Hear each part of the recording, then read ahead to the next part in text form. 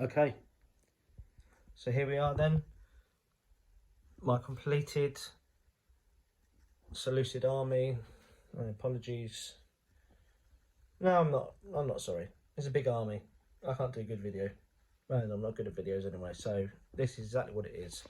I'm going to start left to right. I'd say 90% Victrix here.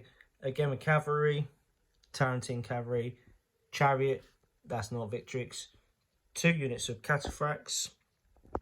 I've got my royal peltas at the front, swordsman at the back, elephant, and then obviously I'm going off the Rome Total War sort of version of things. So in the game, these would be the Eastern Hillmen. So they're just tunics, light shields. They've got axes. My Thracians. 2 units of Thoracitai. Really happy with them. They were, what were they? Roman auxiliary bodies. Through our shields. Greek helmets, I think. Persian skirmishers.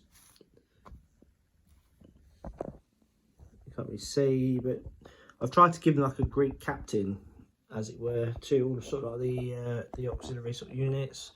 So like here, we've got a Greek captain for the medium Persian cavalry, medium skirmishers, Rhodian skirmish cavalry, Greek medium cavalry, another elephant, block of pikemen,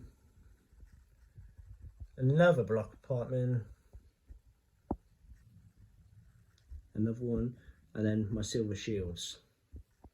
So that, in 2 minutes, quickly, is my Greek, Seleucid army, all based, all painted, all complete, all done, all good.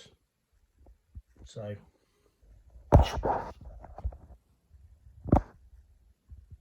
just need to get a little transfer or figure out what I'm going to do with that. But that's it, it's Friday night. I'm going to the pub. See you later, models. Thanks for watching, thanks for commenting. See you on the next one.